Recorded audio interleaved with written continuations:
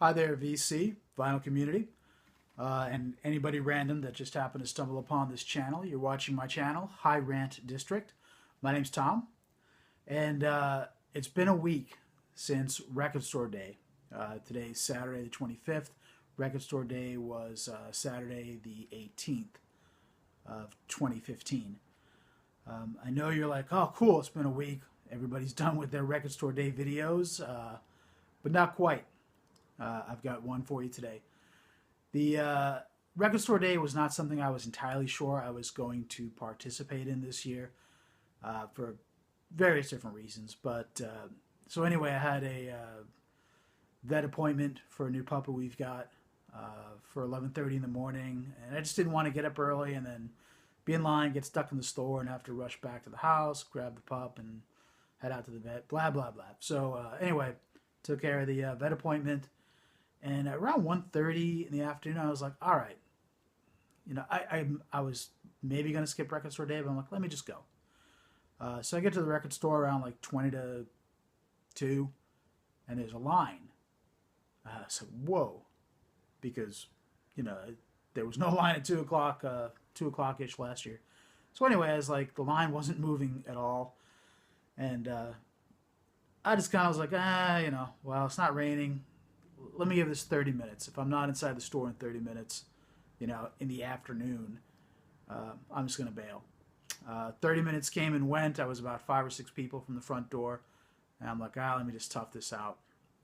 Now, because I didn't plan on definitely going to Record Store Day, I didn't dig through the online list of what was available. So if I missed something, I don't even know if I missed it because I didn't know it was available. So I was kind of going into this blind, which is kind of a nice way to go into a record store sometimes. The very first thing, and one other thing, I am going to touch on the prices that I paid. Everything is money I paid in the store on Record Store Day. Normally I don't like to talk about the prices, to each their own and what they want to spend on records. But somebody else had mentioned they paid a certain price for a record on Record Store Day, and I commented that seems awfully high. Compared to what I paid for the same record. So I'm just going to shoot out the prices of each record. In case you have the same record, this way you can tell if you're high or low. I mean, it's none of my business. Just, so you can get an idea of how your record store is priced compared to, one of the big record stores in Portland. I assume all record stores are paying the same price from the distributor for these Record Store Day records. So, hopefully nobody's getting way marked up on what they picked up. Blah, blah, blah. First thing I picked up, Joe Strummer's band before the Clash, the 101ers, Elgin Avenue Breakdown. It says revisited because this was originally put out in 1981 while the Clash were active. This never came out beforehand. It only came out because the Clash were popular. The record company, I suppose, or Joe Strummer wanted to get something else out that he could make some money on. Do what you got to do. It's got to eat. The 101ers apparently were a pub rock band. So I could get a cover of Gloria on here. You don't get anything that's too out of hand, nothing too quiet. It's kind of like, rock and roll that you would hear sitting to have a couple of pints in a pub. Nothing that pushes the envelope. It's a good listen. It's if you were just drinking beers, you would love to hear this in the background. That's kind of where this fits. There were 2. It's a double album. Came on red vinyl. Label says Andalusia on it. Spanish bombs in Andalusia. I enjoyed it. I don't think my life would have been empty had I not heard it. Oddly enough, I was not familiar with the 101ers, even though I was a big Clash fan growing up. But, like in 81 or so, I guess, Al Gore hadn't invented the internet yet, so resources about music information were more limited, and so I just didn't know about it. And didn't pick up on it until, stumbled on it in the store. I paid $36.99 for it. One other VC member mentioned they're out in Connecticut that they paid $45 for it. So that's why I'm throwing out the prices. I hope nobody really got jacked here, but what are things worth? You know, they're worth what you're willing to pay for it. So do what you want with the information. Next up is a band that I had not heard of. You know, you would think, you know, for the type of music I like, I would have heard of them, but the Saints, Eternally Yours. They're an Australian punk band. This originally came out in 1981. I forgot what the advertising is like. Something like, you know, Australia's most famous punk band. It was news to me. Again, no internet back in 1981, you know, as far as I knew. The album itself is on the Harvest label, or a Harvest label. It's a translucent green vinyl. This record ran 1999, and it's fantastic. I hadn't heard it before. The whole thing, both sides, front to back. Great songs, a lot of fun. It's not like hardcore thrash, you know, unintelligible type of punk, you know. It's not pop, but it's just really good. I mean, I would give them a listen. If you like punk, you're not going to go wrong. And if you like, you know, pop, even with an edge, this is really, really good. I highly recommend it. The inner sleeve for the Saints. It's got all the lyrics on it, double-sided, inner sleeve, heavy duty. For 1999, you know, there's a feeling that on certain record store day releases that the effort's not there, that things are just kind of being spat out of the record archives of major labels to make money for record store day. You know, and I'm sure that's true. But somebody took care in this. You know, it's a really nice inner sleeve. The sound on the record is great. Really, really great album. Glad I got it. Next up, funny. Hang on. The Sugar Hill Gang. The best of. It's a double album. I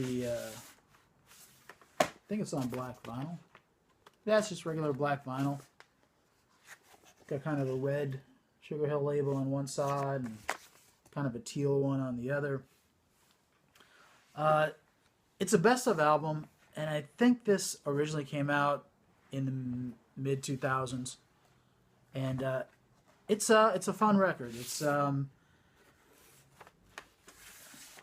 best of albums, you know, that span an artist's career can be kind of weird, and this one's a little bit weird in that you know, this, you know, clearly some great rap on here, you know, Rapper's Delight. But there's also, you know, a fair amount of disco on here as well. And it's kind of weird to hear them on the same album. So I don't know if that was the greatest idea putting it together.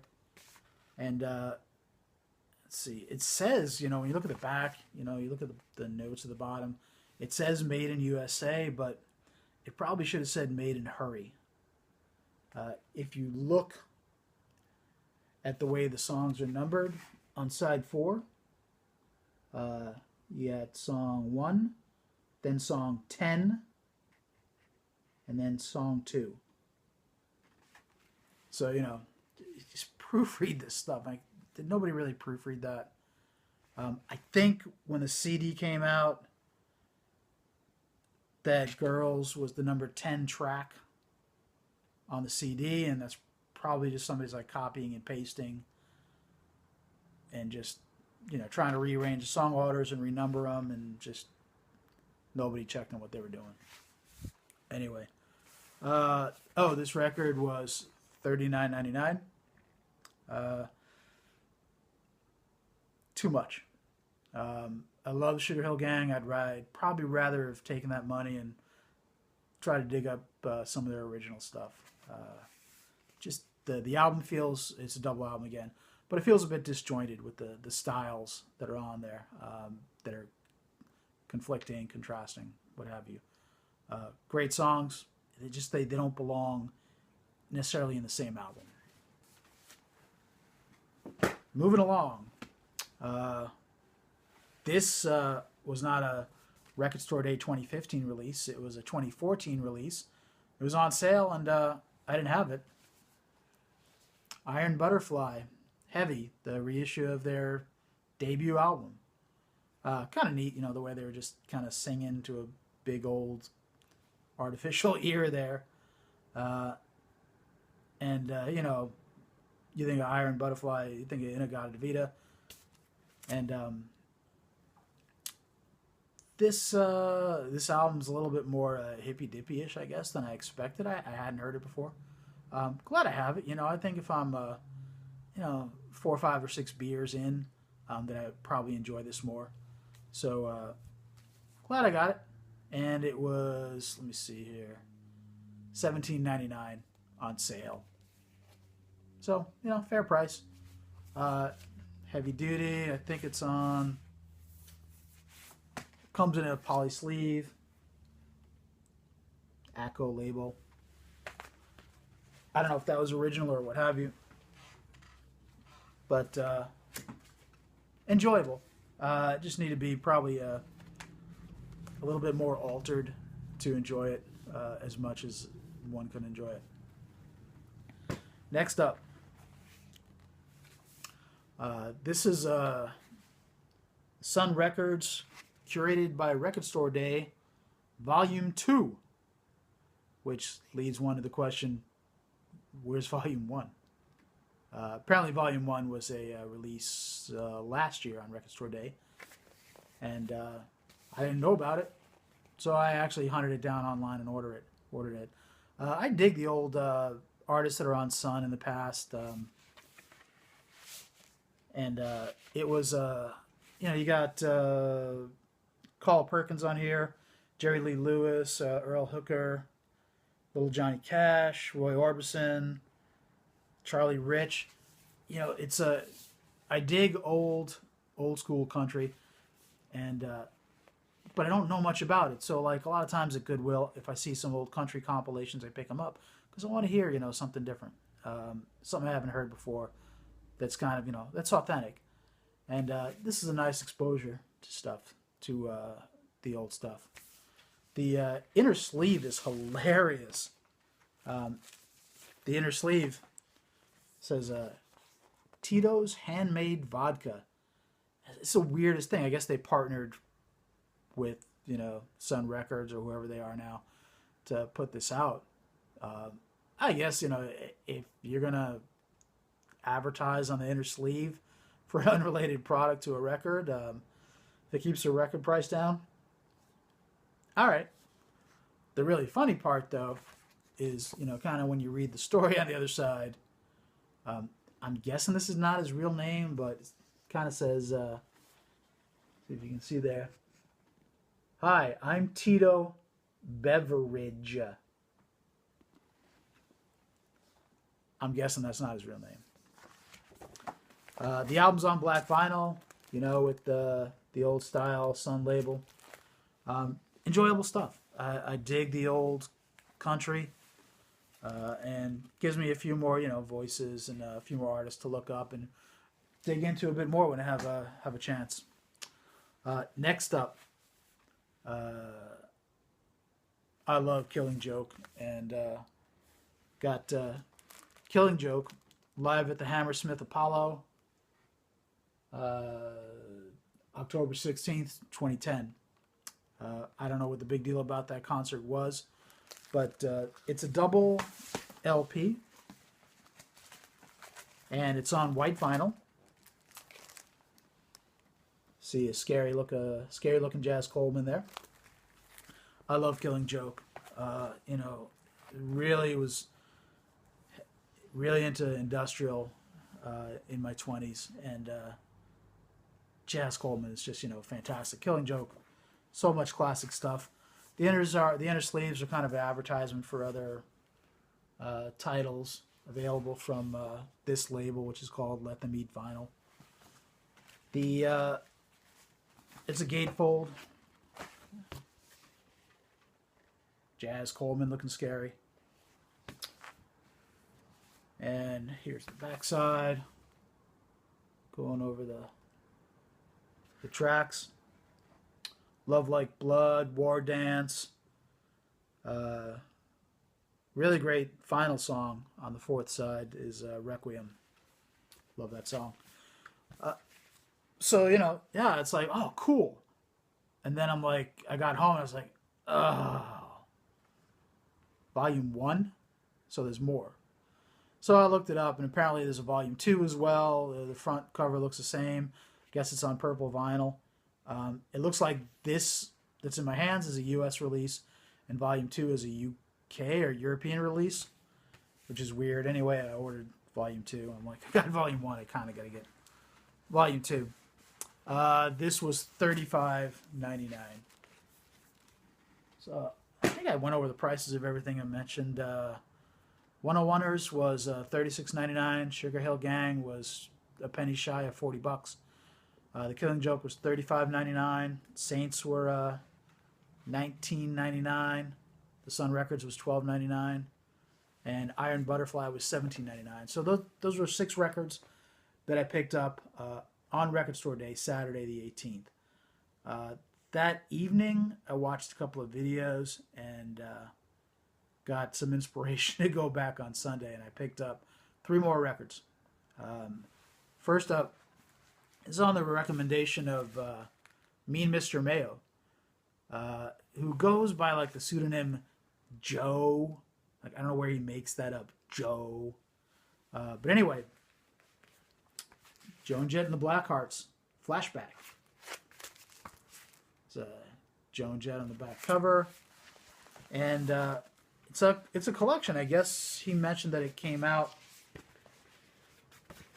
I don't know, maybe it came out earlier this year or a few years ago.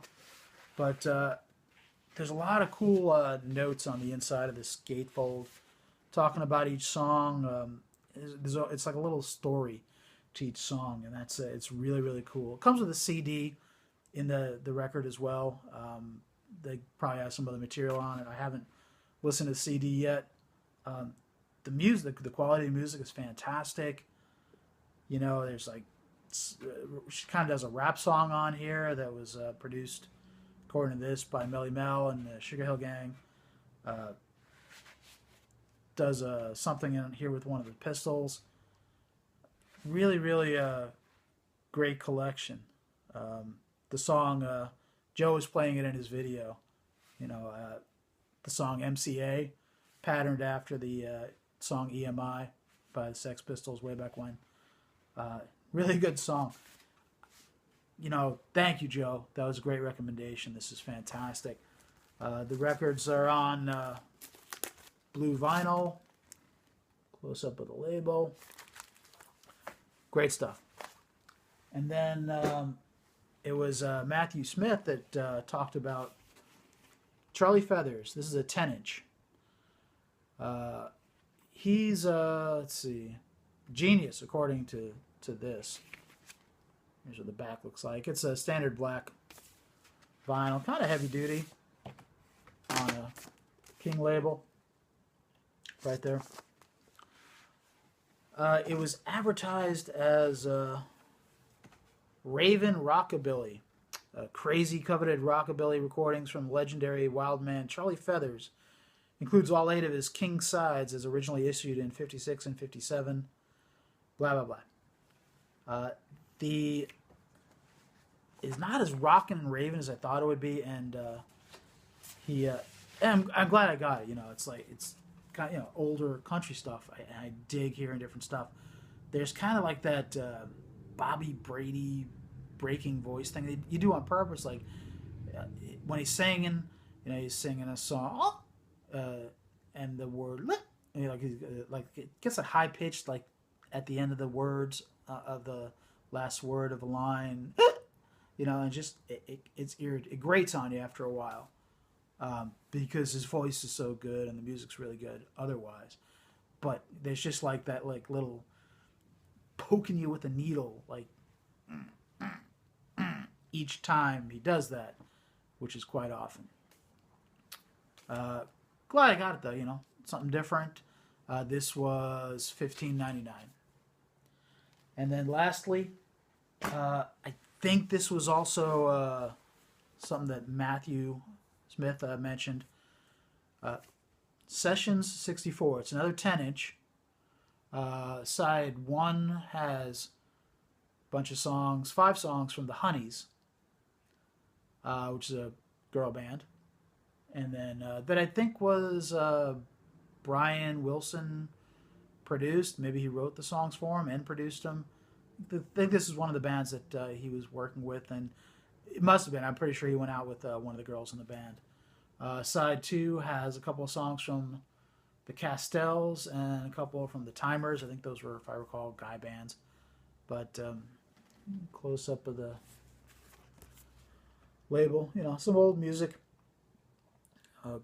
Good stuff, just it's something different, something I wasn't familiar with. This was $16.99, 10-inch. It's good stuff. So that's everything I picked up. I did end up, I said, going online and hunting down the Sun Records Curated for Record Store Day Volume 1, which came out last year. I tracked it down and ordered that, and I also found the UK release of Volume 2 of that Killing Joke live album, which, although I think it's supposed to be a UK or overseas release, I ordered it on a Sunday. I got it like 3 days later, oddly enough, from a store that's in town. I didn't even know they were in the same town. I was just like on Discogs. I was like, buy. Price was right. And so that's it. Those are my Record Store Day pickups. Didn't have as good a time as last year, maybe because I wasn't in line in the morning and chatting with people like last year. And maybe because I had hesitations about going this year. I'm not sure if I'll go again, but it's kind of a discussion for another time. Anyway, I got some stuff that I enjoy. Some of it's a little some of it's fantastic. And that's how it goes in life. Had a good time. Thanks for watching. Sorry this was so long. I'm going to shut the hell up right now. Bye.